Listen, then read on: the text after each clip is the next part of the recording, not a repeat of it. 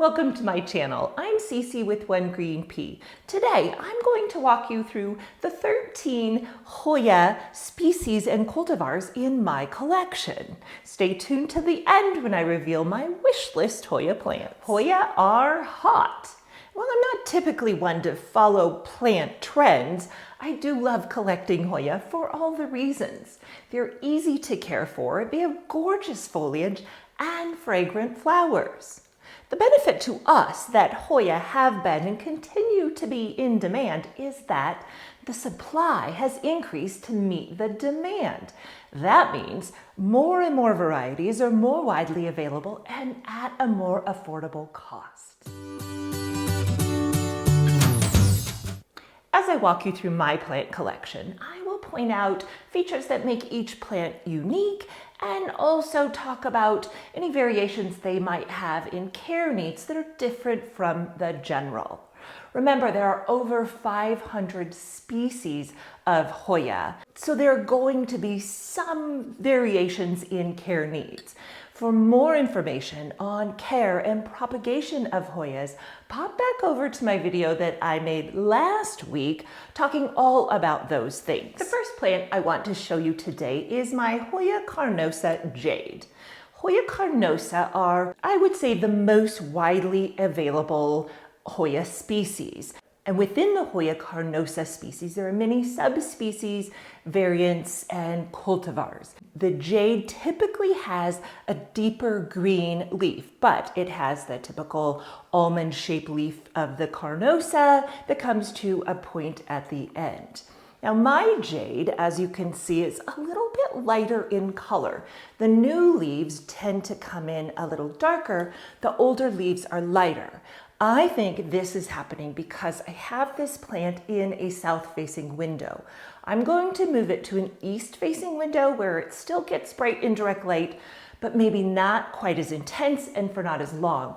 And hopefully that will help it to express that darker jade color that this one is known for. One of the showier subspecies of the Hoya carnosa is the crimson queen, also sometimes referred to as the tricolor because you can see it expresses the green. It has white variegation around the outsides of the leaves, and new leaves come in as pink. The Hoya carnosa queen has the white variegation on the outside, and it is differentiated from its sister, the princess, by the variegation and where it is. It's said that the Hoya carnosa queen wears its white, its variegation, as a crown. The princess wears it as a gown, meaning on the inside.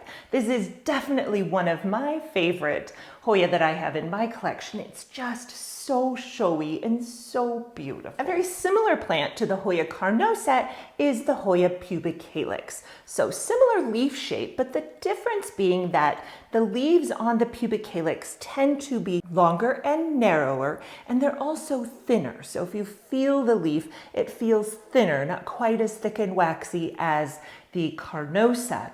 It also has a bit of splash on the leaves. I got this plant as a cutting probably 2 years ago, and it has grown vigorously. I would say it is one of the easiest to grow. It generally hangs up in the corner over here in the room, so it does have some light from a south-facing window. When I was getting this one down to show you, I actually dropped it and the hanger broke. But as it did, the plant came out, and I want to show you the roots on a Hoya. The roots tend to be very fine and small and delicate, and that's one of the reasons that it's recommended that Hoya stay in their pots for a good amount of time. You don't have to up-pot Hoya very often, I would say every couple of years. This one, as you can see from those roots, they are growing up and around, beginning to get a bit matted.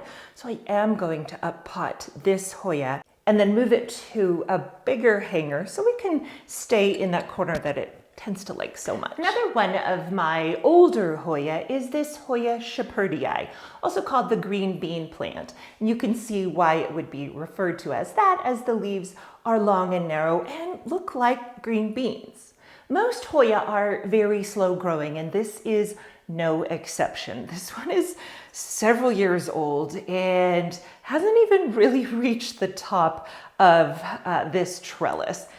Remember, Hoya are also climbers. They appreciate something to cling on to. They send out these long tendrils that like to grab on, hold on to something. Now you can see that my Hoya, shepherdii, is in bloom, and this is the second time in a row that it has bloomed. So it bloomed, the flowers fell off, and on some of those same peduncles, I have more flowers, and then there are more that are getting ready to bloom. So this has been one of the faster bloomers for me, even though it's slow growing.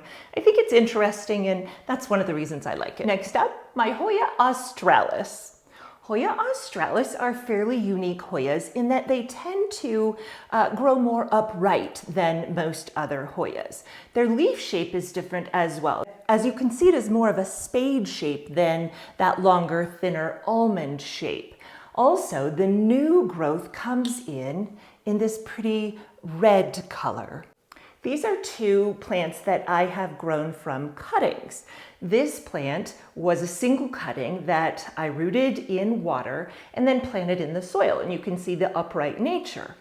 This plant, however, I rooted in a propagation box with wet sphagnum moss. I laid the vine down horizontally and it rooted along the vine. Now what's going to happen, if you can see over here and here, I'm going to have more points of growth. I'm going to have created more stems.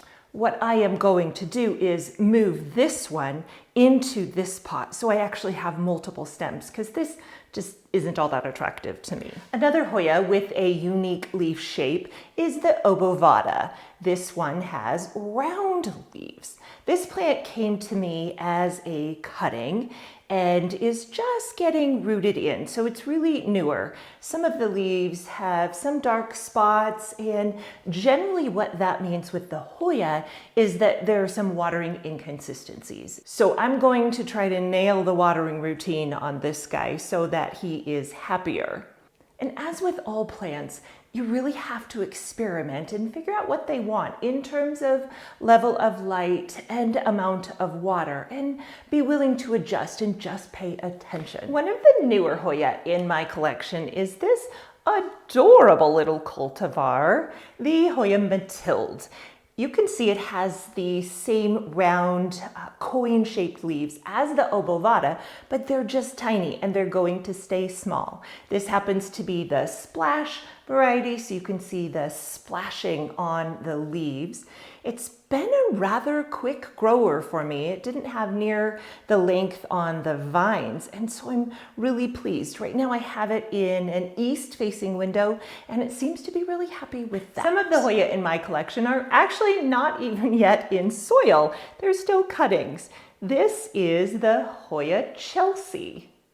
You can see that the root growth has been good, and it's nearly ready to go into soil.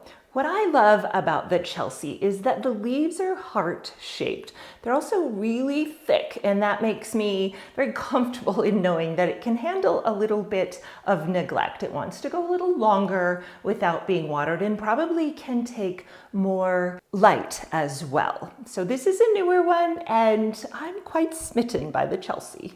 The Hoya compacta variegata is one of my favorites because it's just so funky and so unique. The little coily leaves are so fun. And this is a tricolor as well. If you can see, there's a newer leaf down there, and it is coming in with that pink. Of course, that fades as the leaf grows, and then it just develops into the dark green and the creamy variegation on the outside.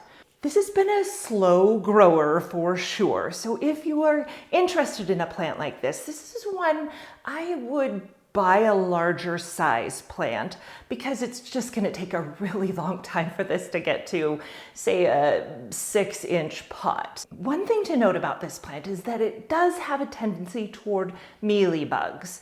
And mealybugs are a little bit hard to spot on this plant because there are so many hiding places. So you really have to get in there occasionally with your jeweler's loupe or just some sort of a looking glass so you can see in and be sure to get rid of any insects that you might find. Keeping it real, I haven't been successful with all of my Hoya varieties.